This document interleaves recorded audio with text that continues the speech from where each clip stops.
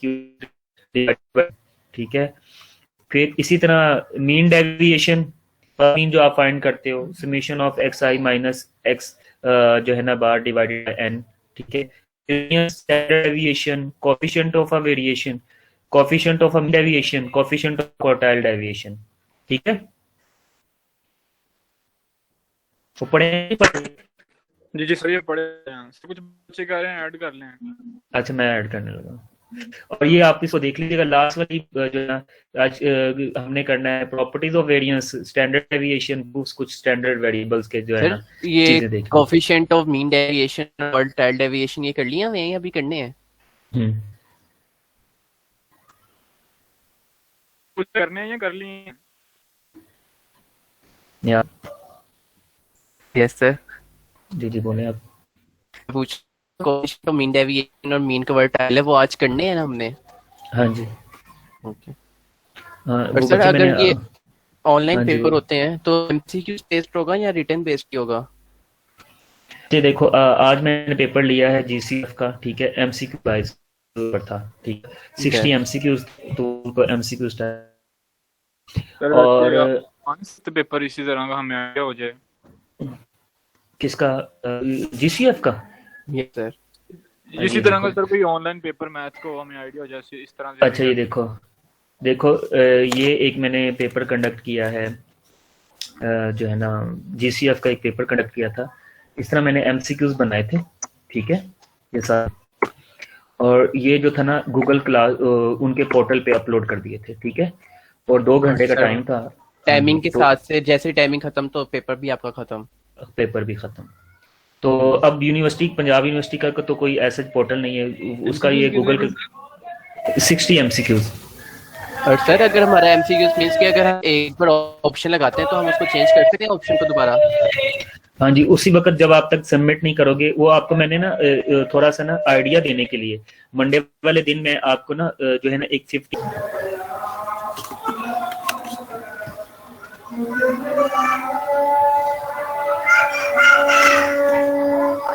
हाँ जी, screen share हो रही है सबको? Yes sir. जी बच्चे बोलिएगा, स्क्रीन शेयर हो रही है सबको? No sir. Yes sir. Yes. अच्छा।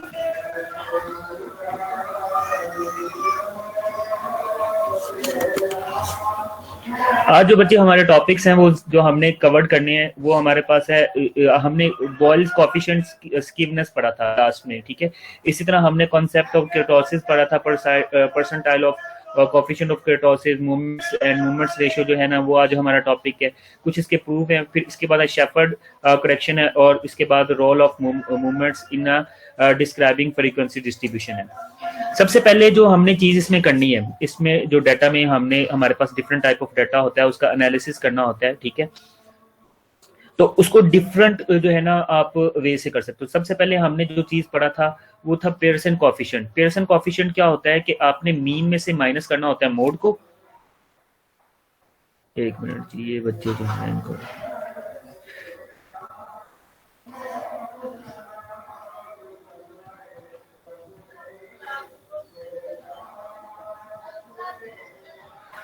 अच्छा जी, इसमें हमने क्या करना है कि ये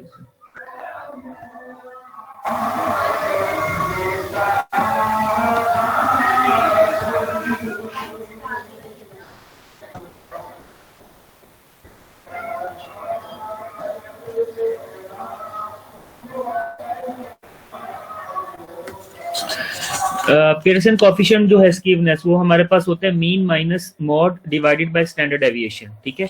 इसी तरह जब आपने इसका इंपेरिकल रिलेशन देखते हैं तो इंपेरिकल रिलेशन जो है मीन मीडियन मॉड का जो है डिफरेंट रिलेशन, जब हम उसको जो है ना जज करते हैं तो जज करने से हमें पता ये चलता है कि अगर फॉर एग्जांपल मीन और मीडियन और मॉड इक्वल हो तो वो सिमेट्रिकल रिलेशन बनाते हैं। इसी तरह अगर जो है ना वैल्यू जो है वो लेस हो मीडियन से और मीडियन की लेस हो मॉड से, तो वो हमारे पास नेगेटिव स्क्यूड बनता है। अगर ग्रेटर देन हो तो वो पॉजिटिव स्क्यूड बनता है। इसी तरह जो है पियर्सन कोएफिशिएंट की वैल्यूज हमने आपने याद की थी, ठीक है। ये हमने जो है लास्ट लेक्चर में किया था। फिर ये जो हमने डिफरेंट डेविएशन फाइंड करते हैं, ये देखिए कि as you can see these coefficient involve the calculation of mean as well as the standard deviation. Actually the numerator is dividing by the standard deviation in order to obtain a pure number. For example ये देखिए जरा, इसमें हमने क्या किया था कि इसमें पेयरसन कॉफिशिएंट में वो इसको डिफाइन कर रहा है कि पेयरसन कॉफिशिएंट जो है वो मीन और मीडियन में जो है ना वो डिपेंड करता है, और देन आप उसको स्टैंडर्ड डेविएशन से जब आप ऐड करते हो तो वो पेयरसन कॉफिशिएंट जो है वो डिफरेंट वैल्यूज देता है, ठीक है, डिफरेंट वैल्यूज देता है, और जो प्योर नंबर होता है, जो ऑब्टेन वैल्यू होती है, वो एक प्योर नंबर हमारे पास आता है। कहते हैं if the analysis the data is being the undertaken by using the median and the quartile alone, then the measure is called Bowley's coefficient skewness. तो बॉयल कोएफिशिएंट ऑफ स्क्यूनेस में हमने क्या करते हैं, the advantages of the particular formula is that to require no knowledge of the mean and the standard deviation, ठीक है। तो फिर इसी तरह हमारे asymmetry को हमने डिफाइन करना होता है, तो उसमें हमने क्या करना होता है, स्कीवनेस देखनी होती है। जब स्कीवनेस किसी भी चीज की देखनी होती है तो हमारे पास दो हम देखते हैं स्क्यूड, ठीक है। एक हम देखते हैं Q1 जो है will be closer to the median, ठीक है, Q3, ठीक है। तो अब अगर हमारे पास Q1 जो है वो क्लोजर हो जाए किसके, मीडियन के, ठीक है, और Q3 जो है वो क्लोजर ना हो, ठीक है, तो इसमें हमने एक रिलेशन देखना है। फिर इसी तरह in other word the distance between the Q3 and the median will be greater than the distance between the median and Q1। अगर हमारे पास Q1 का और मीडियन का रिलेशन जो है क्लोजर होगा, ठीक है, तो वो पॉजिटिव स्क्यूड होता है, ठीक है। और अगर नेगेटिव स्क्यूड आपने कोई भी डाटा का एनालिसिस देखना होता है तो वो क्या होता है कि कहता है कि अगर Q3 का डिस्टेंस जो है वो ग्रेटर हो जाए किससे, मीडियन से, ठीक है, तो वो बच्चे हमारे पास अगर मीडियन से ग्रेटर है तो इसका मतलब ये है कि मीडियन और Q1 जो है वो एक दूसरे के क्लोज हैं, ठीक है। तो अब ये देखिए कि इन रिलेशन को हमने जस्टिफाई करना है, ठीक है। तो अभी देखिए कि ये जस्टिफिकेशन इसकी ये है कि अगर हमारे पास ये Q1 है और ये Q3 है, ठीक है, ये हमारे पास एक सिमेट्रिक रिलेशन बना रहा है, ठीक है। और सिमेट्रिक रिलेशन क्या होता है, जिसमें हमारे पास Q1 और Q3 जो होगा इक्वली जो होंगे, वो डिस्टेंस जो होगा वो मीडियन से डिस्टेंस जो होगा वो सेम होगा। सिमिलरली स्टूडेंट्स को ऐड कर लें।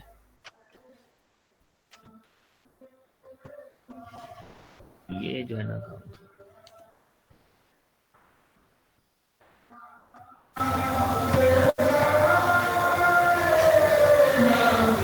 देन पॉजिटिव स्क्यूड को जब आपने देखना है तो पॉजिटिव स्क्यूड में बच्चे बताओ, पॉजिटिव में राइट हैंड साइड होगी उसकी टेल जो है वो लॉन्ग होगी या left hand side tail long होती है, बताइए।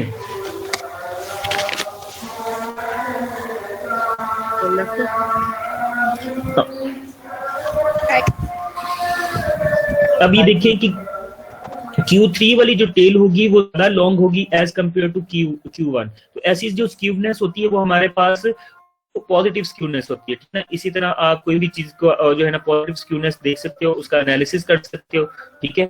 तो in case of positive distribution कहता है कि Q3 में से Q माइनस करें, ठीक है, और माइनस आप कर दो किसको, मीडियन में से Q1, तो इसका आंसर अगर पॉजिटिव आ जाएगा तो वो पॉजिटिव स्क्यूड होगा, ठीक है।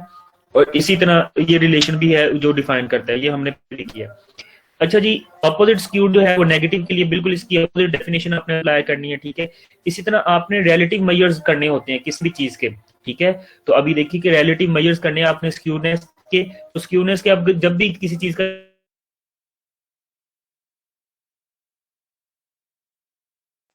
आपको उस डाटा की जो होगी इंटर क्वार्टाइल रेंज फाइंड करनी होगी। तो किसी डाटा की इंटर क्वार्टाइल रेंज फाइंड करनी होती है तो हम सिंपल ये करते हैं कि Q3 में से माइनस कर देते हैं किसको, Q1 को, ठीक है।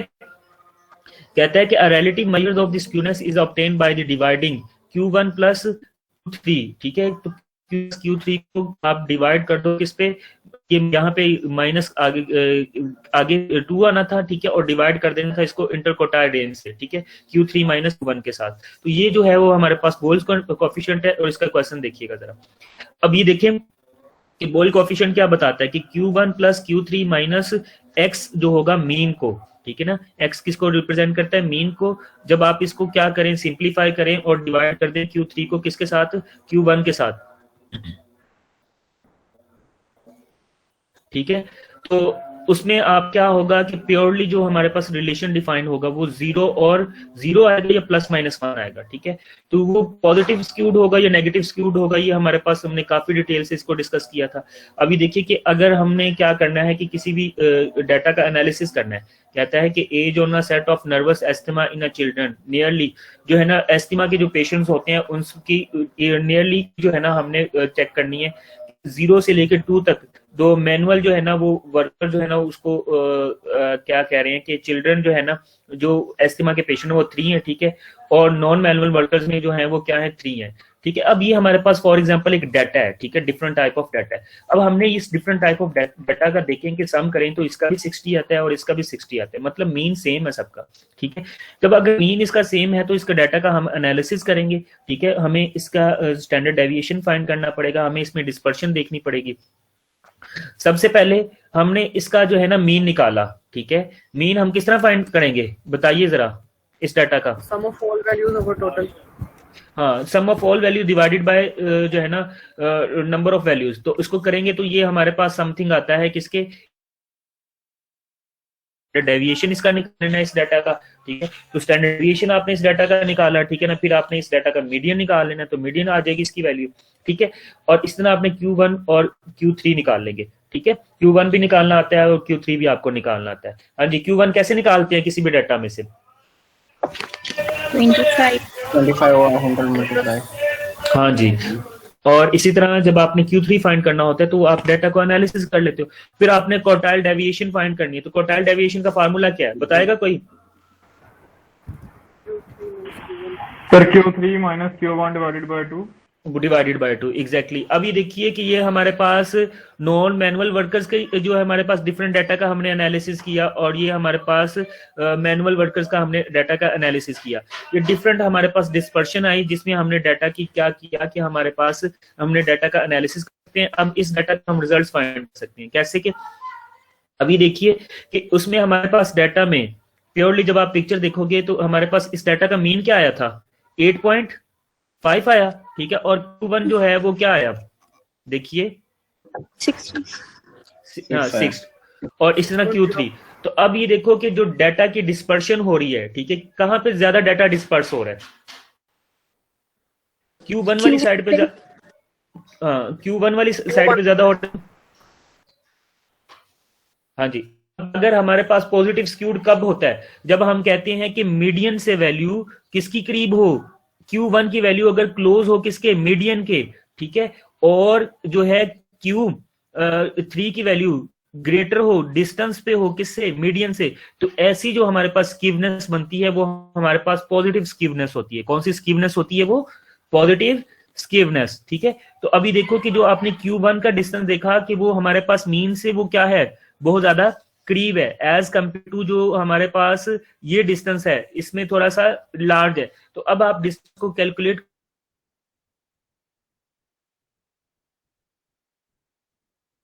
देखो इस डिस्टेंस में कि इसमें हमारे पास इसमें 9.2 इसका मीन आया था और Q1 हमारे पास इसका डिस्पर्शन ये आया था।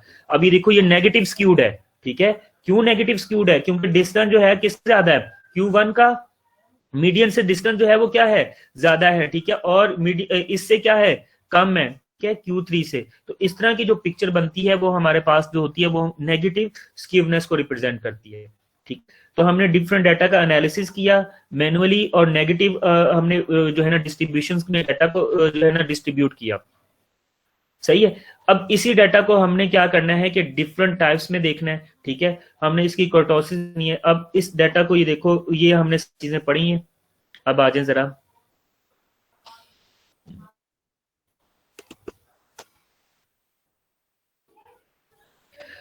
Measure of kurtosis, quartile and percentile. Quartile और परसेंटाइल में किसी भी चीज में कर्टोसिस को आपने मेजर करना है। क्वार्टाइल डेविएशन को आप डिवाइड करते हो किसको, परसेंटाइल ऑफ 90 - P10, ठीक है। This is known as the percentile coefficient of kurtosis. तो इसकी वैल्यू जो होती है बच्चे, नॉर्मली जो डिस्ट्रीब्यूशन होती है इसकी 0.263 होती है, ठीक है, and it is between the 0 और 0.5 के बिटवीन इसका आंसर लाई करता है। अब जब आप इसको देखोगे मैथमेटिकली तो उसमें आप उसको प्रूव हो जाएगा। अब इसी तरह जब आप मूवमेंट्स देखते हो मूवमेंट्स हमारे पास एक डिजाइन होता है जिसमें power which is rise before the averaging them. अच्छा मुझे बताओ कि किसी भी हमारे पास डाटा का मूवमेंट डेविएशन जो होता है, फर्स्ट मूवमेंट जो होता है वो किसके इक्वल होता है?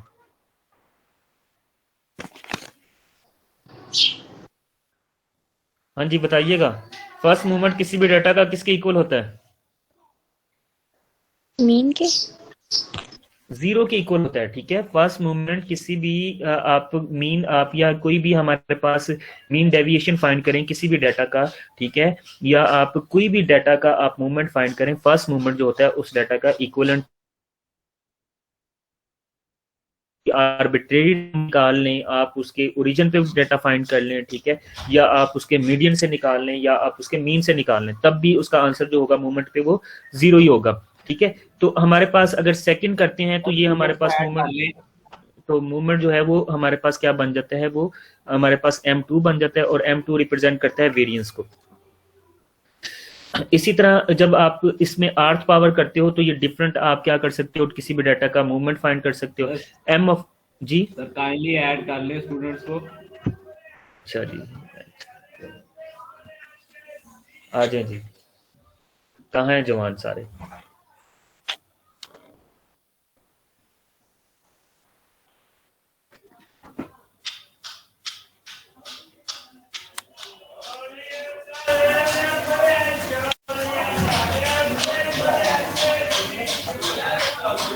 अदनान तक कोई स्टूडेंट नहीं आए, ठीक है, देख लें। हमें वहाँ पे टेक्स्ट कर ही जा रहे हैं वहाँ पे ग्रुप में से, देख लें, अभी मेरे पास रिक्वेस्ट नहीं आई। चलें वेट कर लें तो हम 2 मिनट, आ जाएं फिर बुला लें ग्रुप में यही कर रहे हैं।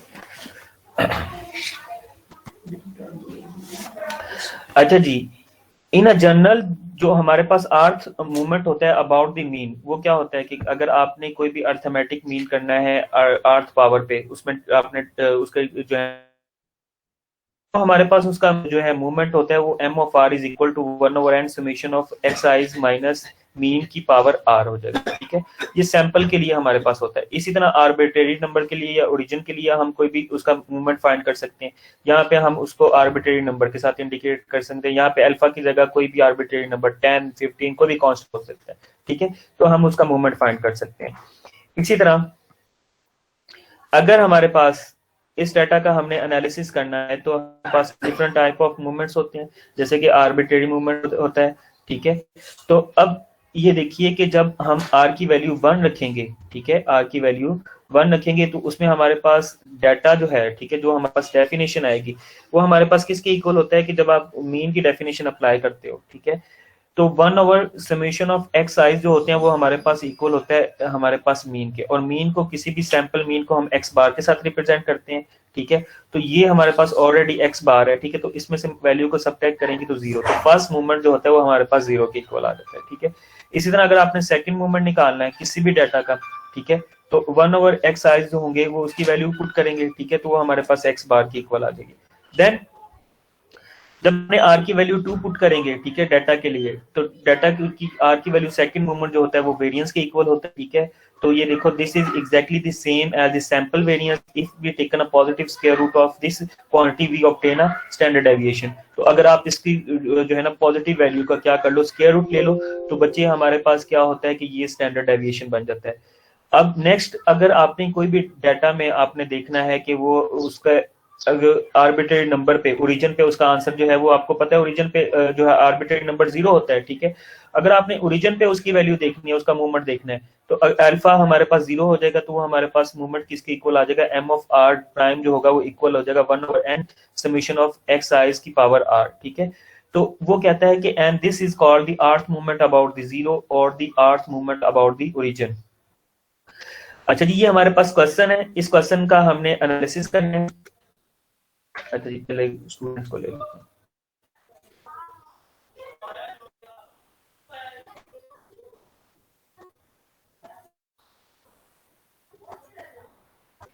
अच्छा जी, क्वेश्चन क्या कहता है? क्वेश्चन में हमारे पास ये कह रहा है कि आपने फाइंड क्या करना है, कहते हैं calculate the first 4 moment about the mean for the following set of the examination of the marks. ये डिफरेंट मार्क्स हैं एग्जामिनेशन के, तो वो कहता है कि ना आप इसके डाटा की कैलकुलेशन करें। For a convenience the observed values are written in the increasing sequence.